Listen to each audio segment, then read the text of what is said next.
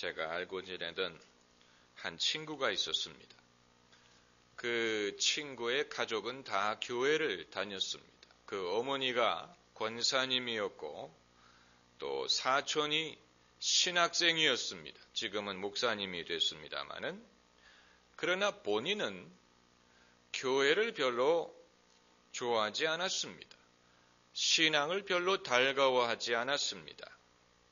아마 그 첫 번째 이유는 그의 아버지가 건강하지 못했기 때문이 아닌가, 저는 이렇게 추측했습니다.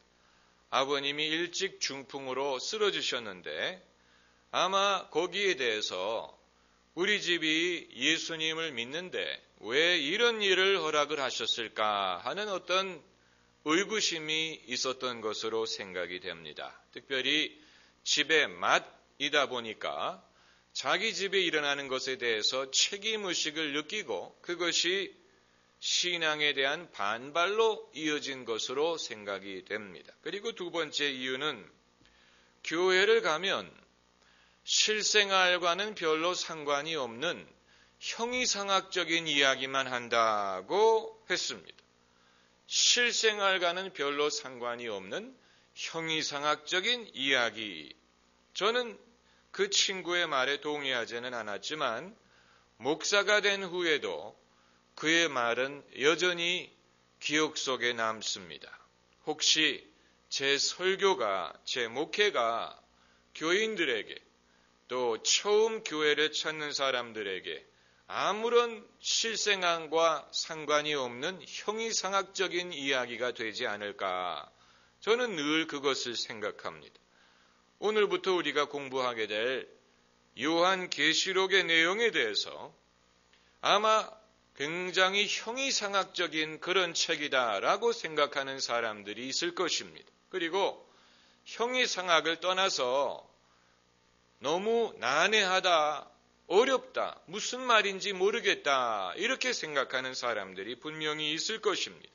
그렇기 때문에 이것을 어떻게 우리 삶에 적용할 수 있느냐라고 생각을 할 수 있지만, 그러나 이 책을 쓴 요한에게와 또 이 책을 받는 당시의 초대교인들에게는 이 책이 결코 형이상학적인 책이 아니었습니다. 그것을 우리가 알아야 됩니다. 여러분, 호신술에 관심이 있는 분들이 있습니까? 태권도든 무슨 킥복싱이든 유도든 다 호신술에 해당이 되는데, 호신술 하면은 우리는 나와는 별로 상관이 없는 막연한 그런 것이라고 생각이 될지 모르지만, 누가 여러분을 폭행하려고 다가올 때, 그대로 있다간 맞아 죽을 것처럼 생각이 될 때는 호신술이라는 것은 막연한 것이 아니고 굉장히 필요한 것이 될 것입니다. 또 의학이라면 이건 남들이 전공하는 어려운 주제다라고 생각을 할지 모르지만, 막상 우리가 병이 들면 적어도 내 병에 대해서만큼은 우리가 전문가가 될 수밖에 없는 것입니다. 왜냐하면 내 문제이기 때문에, 내 일이기 때문에, 내가 아프기 때문에 당연히 거기에 대해서 남의 일처럼 생각하지 않고 전문가가 될 수밖에 없는 것처럼, 요한계시록은 고난 중에 있는 그리스도인들에게 쓴 편지입니다. 고난, 특별히 핍박을 받는 그리스도인이 핍박을 받는 그리스도인에게 쓴 편지입니다. 이 편지를 쓴 요한 자신도 핍박을 받는 사람입니다. 그가 예수님의 복음 때문에 반모섬의 귀양을 갔습니다. 우리는 섬이라고 하면 무슨 제주도라든가 이런 나무가 우거지고 해변이 있고 이런 섬을 생각할지 모르지만, 반모섬은 바위가 많은 아주 척박한 무인도와 같은 섬입니다. 그 섬에 혼자 떨어뜨려 놨습니다.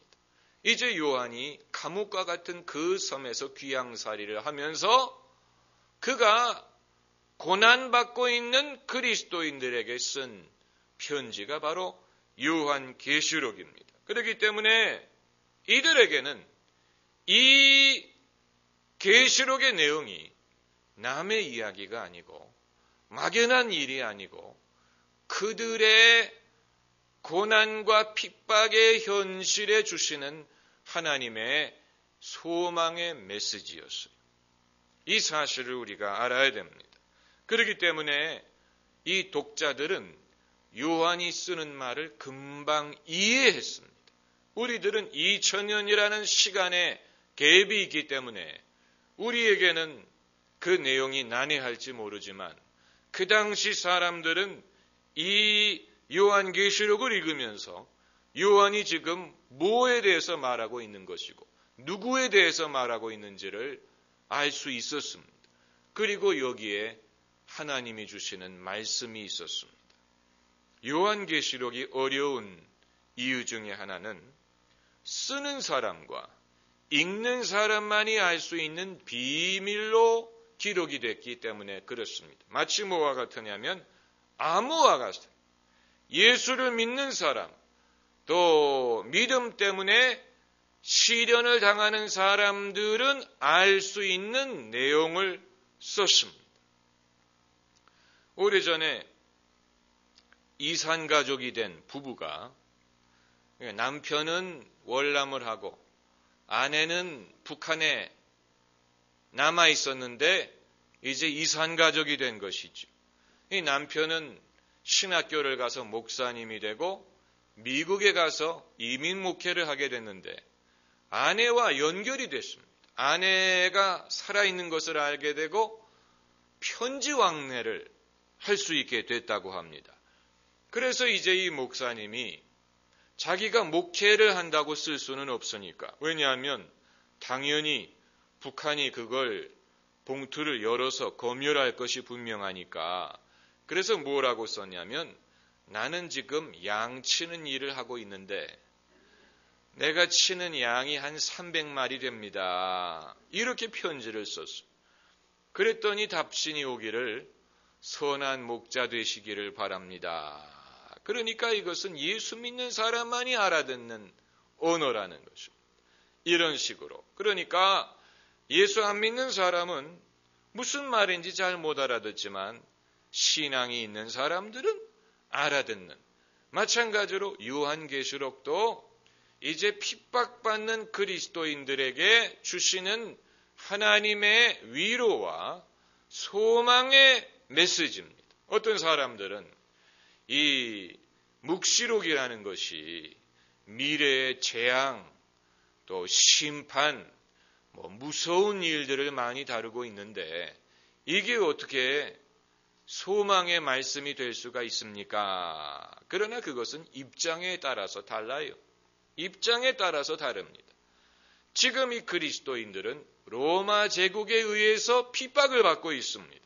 그렇기 때문에 로마 제국이 무너진다는 예언, 로마 제국이 심판을 받을 것이라는 예언은 그리스도인들에게는 무서운 말이 아니고 오히려 소망이 되는 것입니다. 왜냐하면 그들을 핍박하는 그들이 바로 적그리스도예요. 이 요한계시록의 짐승이라든가 짐승의 표시라든가 이런 표현이 많이 등장하는데 그 당시 그리스도인들은 요한이 누구를 말하는 것인지를 알았다는 것입니다. 여기에서 짐승이라고 하는 것은 그들을 핍박하는 로마의 황제를 지칭하는 것입니다. 그렇기 때문에 이제 하나님이 재앙을 내리고 심판을 한다는 것은 불신자들에게는 무서움의 상징이지만 믿는 사람들에게는 하나님의 공의요, 하나님의 구원의 손길이에요. 여러분, 노아의 방주 안에 있느냐 밖에 있느냐에 따라서 그 비가 구원이 될 수도 있고 멸망이 될 수도 있습니다. 어디에 있느냐에 좌우됩니다. 또 소돔과 고모라를 하나님이 멸하실 때 어디 있느냐에 따라서 그것이 멸망이 될 수도 있고 구원이 될 수 있습니다. 천사의 말을 듣고 소돔성을 피하는 사람에게는 구원이 되고 듣지 않고 남아있는 사람에게는 멸망이 되는 것처럼 예수 그리스도도 믿는 사람들에게는 생명이요 구원이에요. 그러나 믿지 않는 사람들에게는 예수 그리스도는 심판입니다. 그래서 사도신경에서 산 자와 죽은 자를 심판하러 오시리라. 예수님은 죽은 자를 심판하는 것뿐만이 아니고 산 자를 그 말은 산 자와 죽은 자를 양과 염소를 나누듯이 예수님이 친히 알곡과 가라지를 나누듯이 예수님이 나누신다는 얘기인데 그것이 심판입니다. 그러므로 심판은 예수 안에 있는 사람에게는 기쁜 소식이요 구원이지요. 반대로 예수 밖에 있는 사람에게는 멸망, 심판이 되는 것과 마찬가지입니다. 하나님이 하시는 모든 일이 그렇습니다. 하나님이 하시는 모든 일이 애굽에 7년의 흉년을 내리시는 일도 그것을 미리 알고 준비한 요셉에게는 오히려 더 흥하고 부자가 되고 애굽의 총리가 될 수 있는 기회지만 그러나 하나님의 말씀을 알지 못하고 듣지 못하고 믿지 않는 사람에게는 그야말로 완전히 망해버리는 그런 고난이 되는 것입니다. 그러니까 우리의 입장이 어디 있느냐에 따라서 똑같은 사건이라도 그것이 구원이 될 수도 있고 멸망이 될 수도 있습니다. 우리 교단 예수교 장로의 통합 측에서는 휴거라는 것을 공식적으로 인정하거나 가르치지 않습니다. 그러나 아마 여러분 휴거라는 것을 많이 들어보셨을 것입니다. 7년 환란이 오기 전에 먼저 예수 믿는 사람들이 공중에 들려서 이제 예수님을 만나는 것, 그것을 휴거라고 부르지 않습니까? 그런데 이제 그 교리가 말하고자 하는 것도 마찬가지입니다. 이제 예수님이 재림하기 전에 이 땅에 3년 반의 엄청난 재앙이 닥치게 될 텐데 그 재앙이 닥치기 전에 예수님을 믿는 사람들은 하나님이 먼저 데리고 가시고 그리고 믿지 않는 사람들이 이 지구상에 남아서 그 3년 반의 환란을 겪게 될 것이다. 그것도 결국은 재앙은 재앙이지만 어느 입장에 있느냐에 따라서 예수를 믿는 사람에게는 하나님이 그 재앙으로부터 건져주시고 그렇지 않은 사람들은 그 재앙을 겪을 수밖에 없는 이런 면이 심판과 그리고 성경의 묵시록에는 담겨져 있습니다. 그래서 이 요한계시록을 우리가 읽으면서 한 가지 알아야 되는 것은 요한계시록은 믿는 사람들에게 쓴 책입니다. 사실 모든 성경의 책은 믿는 사람들을 대상으로 쓴 것입니다. 사도 바울 서신이든 구약이든 신약이든 믿는 사람에게 쓴 책입니다만은 그러나 아직 믿음이 없는 사람에게도 믿음을 줄 수 있는 그런 능력이 성경에는 있지요. 그렇기 때문에 목사인 저는 설교를 할 때 이 메시지가 이미 믿는 사람의 믿음을 돕기 위한 메시지가 되어야 하는지 아니면 아직 믿음이 없는 사람으로 하여금 믿음을 갖도록 도와주는 메시지가 되어야 하는지 그게 좀 헷갈릴 때가 있습니다. 새벽기도 같은 때는 새벽기도에 안 믿는 사람이 올 가능성은 희박합니다. 믿는 사람도 잘 안 오는데 믿지 않는 사람이 웬만한 일이 아니면 새벽기도에 오지 않을 것입니다. 그렇기 때문에 가장 말씀의 성격이 분명할 수 있는 때가 새벽이고 그리고 그 다음은 금요 심야 기도회입니다. 금요 심야 기도회도 안 믿는 사람은 웬만하면 오지 않습니다. 만약에 여러분 중에 내가 믿지 않는 친구를 교회를 데리고 가겠다라고 생각하시는 분들은 제일 먼저 주일 예배를 데리고 오셔야 됩니다. 주일 예배를 데리고 오셔야지. 그게 아니고 우리 교회 금요 기도회가 뜨거우니까 거기부터 데리고 가자 하면은 즐겁을 할 것입니다. 완전히 즐겁을 합니다. 믿지 않는 사람들은 통성 기도하는 것만 보면 완전히 두려워합니다. 왜 저 사람들 미친 것 같다. 왜 저러느냐. 게다가 우는 사람 보면 더 불안해합니다. 그렇기 때문에 여러분이 뱀처럼 지혜로워야 됩니다. 뱀처럼 지혜로워야 됩니다. 여러분에게 은혜가 되는 것이 반드시 남에게 은혜가 되는 건 아니에요. 특별히 믿음이 없는 사람, 또 영적인 것에 대해서 무지한 사람에게는 여러분에게는 은혜가 될지 모르지만 영적으로 무지한 사람에게는 전혀 의미 전달이 안 될 수도 있습니다. 그렇기 때문에 우리가 주일 예배만큼은 처음 교회를 나온 사람도 뭔가 의미 있는 시간이 될 수 있도록 하려고 합니다. 그러지 않으면 그들이 언제 복음을 듣겠습니까?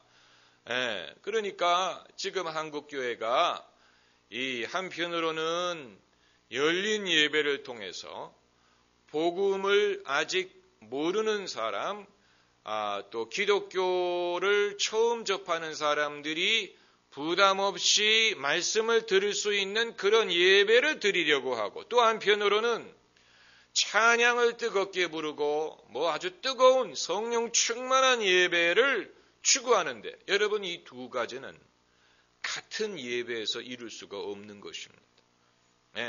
어떻게 한편으로는 처음 오는 사람들이 부담 없이 복음을 듣게 만들고, 또 한편으로는 믿는 사람들이 뜨겁고 성령 충만한 집회를 할 수 있습니까? 이것은 서로 별개의 목적이, 이것을 동시에 이루는 것은 그건 불필요한 일이고 그렇게 할 수 없습니다. 그렇기 때문에 주일 예배는 그 중간 평균점을 찾아서 오래 믿은 사람이든 또 처음 믿는 사람이든 또 기독교를 탐색하고 싶은 사람이든 누구든지 이제 하나님의 기본적인 은혜를 전제하는 것이지만 하나님이 은혜를 주시는 한에서 모두에게 흡족한 시간이 되는 것, 그게 주일 예배의 기능이라고 보면 됩니다. 여러분이 그것을 아셔야 됩니다. 주일 예배의 목적과 기능에 대해서 여러분이 그것을 아셔야지요. 그러지 않으면 우리도 다른 교회처럼 2시간 찬양 드리고 통성 기도하고 이렇게 주일 예배를 드리십시다. 우리끼리는 좋아요. 그러나 우리만을 위한 교회가 돼서는 안 됩니다. 우리만을 위한 예배가 돼서는 안 됩니다. 우리만을 위한 교회가 될 때 그때부터 교회는 세상과 담을 쌓게 되고 또 전도를 포기하는 교회가 돼버리고 맙니다. 아주 중요한 것입니다. 아주 중요한 원리입니다. 제가 이 팀의 캡틴의 역할을 하지만, 주장의 역할을 하지만 여러분이 다 선수들이기 때문에, 플레이어이기 때문에 우리가 같은 게임 플랜을 가지고 이것을 하지 않으면 제가 아무리 애를 써도 우리가 이 시대에 사람 낚는 일을 제대로 할 수가 없습니다. 그래서 제가 궁금하게 생각하는 것은 초대교회는 어떤 식으로 예배를 드렸을까 참 궁금하기 짝이 없습니다. 초대교회, 예루살렘 교회를 비롯해서 또 고린도 교회를 비롯해서 그 초대교회는 한편으로는 영적인 파워가 상당했을 텐데, 그러나 기독교가 처음 시작하는 시점에서 모두가 초신자고 또 기독교를 모르는 사람들이 엄청 많은 시대에 어떻게 성령의 은사와 능력, 그리고 불신자나 초신자를 겨냥한 효과적인 전도를 예배 속에 같이 결합할 수 있었을지 굉장히 궁금하지 않습니까? 그들은 어떤 식으로 예배를 드렸을까? 사도 바울이든 베드로든 요한이든 야고보든 제발 좀 그때 그들이 어떤 식으로 사역했는지를 설명을 해주면 우리에게 굉장히 중요한 자료가 될 텐데, 그러나 바울이 쓴 고린도전서에서 그 당시에 바울의 고민을 엿보게 하는 구절이 있습니다. 그게 바로 고린도전서 14장에 예배 시에 통역하는 사람이 없으면 방언하지 말라고 명하는 구절입니다. 그가 통역하는 사람이 없으면 방언하지 말라. 왜냐하면 무지한 자나 또 불신자가, 무지하다는 말은 영적인 것에 대해서 무지하다는 얘기입니다. 성령 체험을 해본 적이 없고 은사를 모르는 사람이 예배에 왔는데 만약에 너희가 다 방언으로 말하면 너희가 미쳤다고 하지 않겠느냐. 여기에서 바울의 고민을 엿볼 수가 있는 것입니다. 바울도 예배에 참석하는 사람들이 다 성령 체험한 사람이 아니고 그 중에는 아직 거듭나지 못한 사람도 있고 마누라에게 끌려서 온 사람도 있고 엄마에게 억지로 끌려서 온 애들도 있는데 만약에 예배가 완전히 아우성이 돼버리면 그들은 그것을 은혜로 받아들이지 않고 미쳤다. 이 사람들이 정신이 나갔다. 그리고 그들에게 아무런 도움이 되지 않는다는 것입니다. 통역하는 사람이 없으면 방언은 울리는 꽹과리와 같다.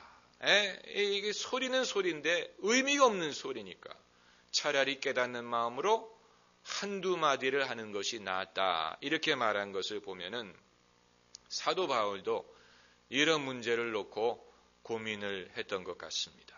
그리고 사도행전을 읽어보면은 아나니아와 삽비라 사건이 있은 후에 그 소문이 예루살렘에 확 퍼지지 않았겠습니까? 그때가 지금이 아닌 게 얼마나 다행인지 몰라요.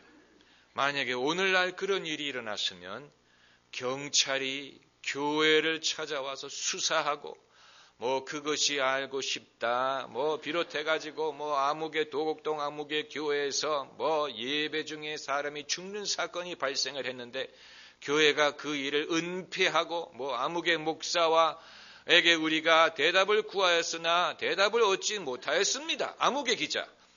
그래서 기쁜 소식 교회에서 사람이 죽었다고 하는데 이게 과실치사가 성립이 되지 않겠습니까? 이런 식으로 할 것입니다. 그렇기 때문에 하나님도 때를 봐가면서 당신의 일을 하시는 분이에요. 그러나 그 당시에는 그게 통했어요. 사람들이 이해를 했어요. 왜냐하면 구약 시대에도 하나님이 그런 식으로 사람을 심판하실 때가 있었기 때문에 아나니아와 삽비라 사건이 생긴 다음에 사람들이 두려움에 붙들렸다. They were seized by fear. 두려워했다. 심히 두려워하고 그리고 사람들이 함부로 교회에 가입하지 못했다라는 구절이 있습니다. 당연하지요. 회개하는 마음이 없이는 사람들이 교회 문턱에 드나들려고 하지 않습니다. 그러다가 나도 아나니아와 삽비라처럼 될라.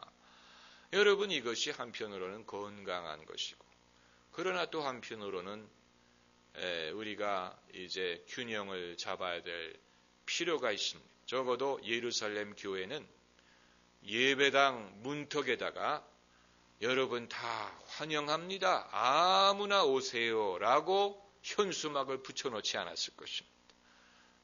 차라리 여기에 들어오는 사람은 조심할 것.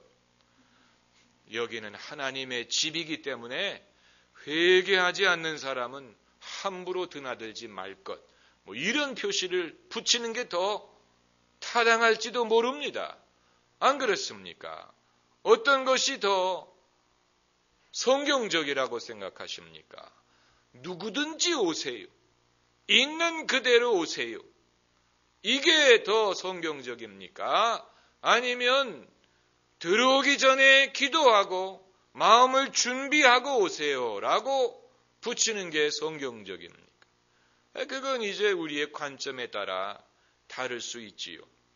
예수님도 수고하고 무거운 짐진 자들아 다 내게로 오라 라고 초청을 하셨지만, 그러나 예수님이 그런 식으로만 하신 게 아니고 잔치의 초청을 받았는데 예복을 입지 않고 오는 사람은 내쫓는다, 이런 비유도 말씀하신 적이 있습니다. 그러니까 초청은 초청이에요. 주님은 모든 사람을 초청합니다. 그러나 하나님께 나아가는 자는 반드시 그가 계시는 것과 또 자기를 찾는 자에게 상 주시는 이심을 믿어야 할지니라. 할렐루야. 믿음이 없이는 하나님을 기쁘시게 할 수 없습니다. 그렇기 때문에 하나님을 예배하러 나가는 자는 반드시 믿음으로 나가야 되고 믿음을 준비하고 나가야 되지요. 그게 아니고 마치 무슨 운동하러 가는 것처럼 놀러 가는 것처럼 따라가게 되면 본인에게도 의미가 없고 별로 얻는 것이 없고 중요한 것은 은혜가 되지 못할 것입니다. 은혜가 되지 못할 것입니다. 이것은 여러분 모두의 신앙의 지혜입니다. 여러분이 주일이든 모든 예배 나오실 때 가급적이면 일찍 오는 것이 좋습니다. 그래서 나와서 예배당에 앉아서 준비기도도 좀 하고 그날 말씀이 뭔지 미리 찾아놓고 이렇게 해서 예배를 그리고 성도들과 인사도 하고 그러면서 예배를 드려야 그게 은혜가 되지. 그게 아니고 이미 5분이 늦었는데 주차할 데는 없고 신경질은 나고 그러면서 이제 차 안에서 아내와 싸우기 시작하는 것입니다. 그러기에 좀 일찍 준비하라고 하지 않았어. 왜 당신이 한번 화장을 하기 시작하면 누구를 보러 가는데 이렇게 화장을 하는데 오래 걸리냐고. 이런 식으로 해가지고 이제 얼굴이 불그럭 해가지고 예배당에 들어오면 이미 찬송가 부르고 기도하고 그러는데 겨우 목사님이 볼까 고개 숙여가면서 요새는 늦게 오는 분들 고개도 안 숙여요.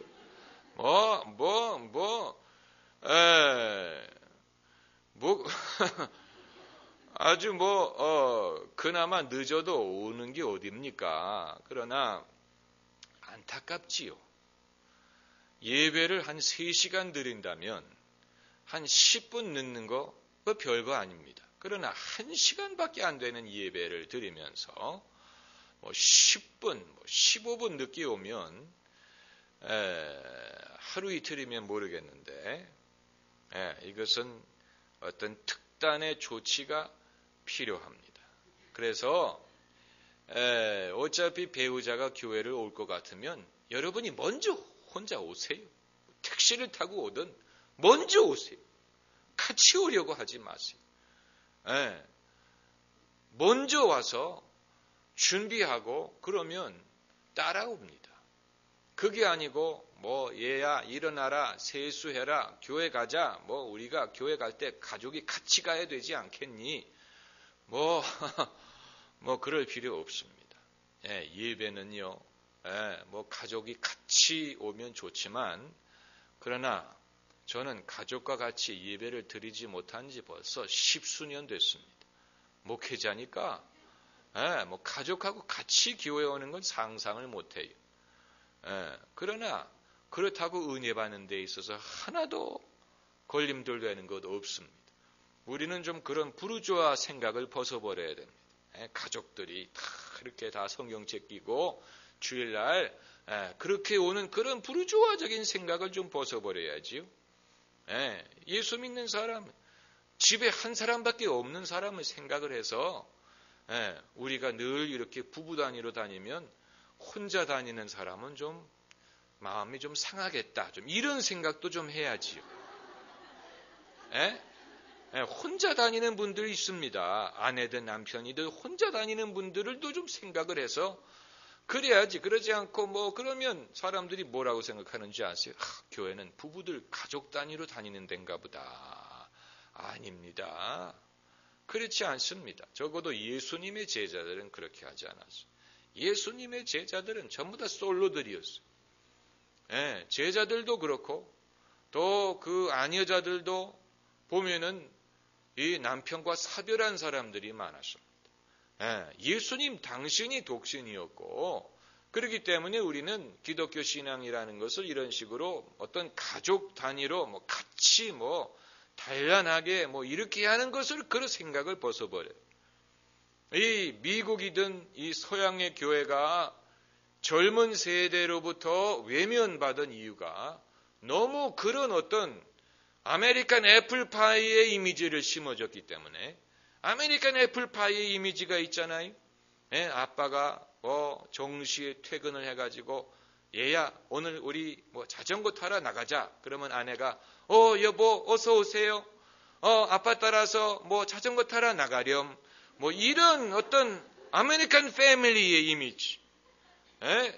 그러나 인구의 절반은 그게 상관이 없는 사람들이 뭐 독신이든 뭐 이혼을 했든 뭐 가족과 떨어져서 살든 뭐 이런 사람들 엄청 많아요. 그런데 교회가 자꾸만 어떤 패밀리 밸류, 가족의 가치관만을 강조를 하게 되면은 거기에 해당 안 되는 다수의 사람들은 교회는 우리 같은 사람이 갈 데가 아닌가 보다 이렇게 생각을 할 수밖에 없는 것입니다. 여러분 아주 중요한 원리예요. 아주 중요한 원리입니다. 앞으로 우리나라도 이혼율이 점점 높아지게 될 텐데 그게 바람직한 것은 아니지만 뭐 그게 추세니까 기독교인들도 예외가 아닙니다. 그렇기 때문에 앞으로는 이제 교회를 오기 이전에 이혼했던 사람들을 배려해야 되고 그보다 중요한 것은 교회를 다니기 시작한 다음에 이혼한 사람들도 배려를 해야 돼요. 그걸 어떤 무슨 죄로 여긴다든가 마치 뭐 이런 식으로 하게 되면 그들도 주님이 필요하고 그들도 하나님의 자녀들인데 마치 교회는 당연히 결혼을 전제로 하고 가정이라는 정의가 바뀌고 있다는 것입니다. 옛날에는 전통적인 가정의 정의는 아빠, 엄마, 자녀 이런 식의 이제 가정의 개념이었지만 이제 점점 그런 개념이 무너져 가고 있지요. 이게 뭐 바람직한 것은 아니지만 현실이 그래요. 현실이 그래요. 그래서 어머니와 사는 자녀, 아버지와 사는 자녀 이런 식으로 아니면 뭐 결혼을 하지 않았다든가 아니면 뭐 결혼을 하지 않았는데 자식이 있다든가 얼마든지 가능합니다. 그런 사람들도 교회가 품어주고 그것이 이상한 것이 아닌 교회 오면 마치 꽂아놓은 보리짝과 같은 그런 느낌을 받게 해서는 안 된다는 것입니다. 무슨 말인지 아시겠죠? 교회가 사회는 변하고 있는데 사회는 빠른 속도로 변하고 거기에 사람들이 보조를 맞춰가고 있는데 그래서 이 초등학교에서도 애들한테 쓸데없이 가족 사진 찍어와라 뭐 이런 숙제를 내주면 안 됩니다. 그거 엄청나게 애들한테 상처가 됩니다. 왜 가족 사진을 찍어오라고 합니까? 무슨 뭐 사진관입니까? 왜 가족 사진을 그래가지고 그 부모가 이혼한 아이들은 굉장히 그게 난감한 것입니다. 가족 사진을 찍어오라고 하는데 그렇다고 뭐 엄마하고 찍은 사진만 가져갈 수도 없고, 이건 학교 측이 세상 돌아가는 것을 모르는 것입니다. 세상이 지금 어떻게 돌아가고 있는 걸 모르고 옛날에 구태의연한 그런 방식으로 이게 엄청나게 애들한테 상처가 됩니다. 그래서 전혀 교육적으로 불필요한 일이라고 할 수 있지요. 교회도 마찬가지입니다. 그래서 교육부를 맡으신 교육자님들도 이 사실을 유념해서 혹시라도 그 어린아이들에게 상처가 될 수 있다는 사실을 늘 기억해야 됩니다. 그들의 가정의 환경이 어떤지 우리는 알 수가 없어요. 그걸 다 알려주지 않습니다. 그리고 알려고 할 필요도 없습니다. 그렇기 때문에 뭐 엄마 아빠에 대해서 괜히 물어보지 말고, 아빠는 뭐 하시냐,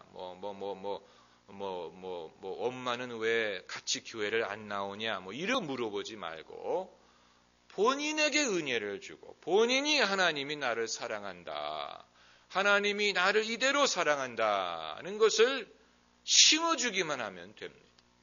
그게 중요한 것이죠. 괜히 학교 일이라든가 가정일에 참견하는 것이 그게 사랑인 줄로 생각하면 안 돼요. 이거 참견하는 것입니다. 괜히 불필요하게 시험은 잘 봤냐, 공부는 잘 하냐, 이런 쓸데없는 질문할 필요 없습니다. 학교가 아닌데 아무렴 어떻습니까? 잘하면 어떻고 잘 못하면 어떻습니까? 그러지 않아도 학생들이 주중에 공부에 대해서 엄청나게 시달리는데, 주일날 하루 교회 왔는데 교회에서도 공부 타령을 하면 이 아이들이 위로를 받지를 못하는. 그렇기 때문에 우리도 주의해야 되는 것이 교인들 자녀들 중에 공부를 누가 잘했다, 시험을 잘 봤다,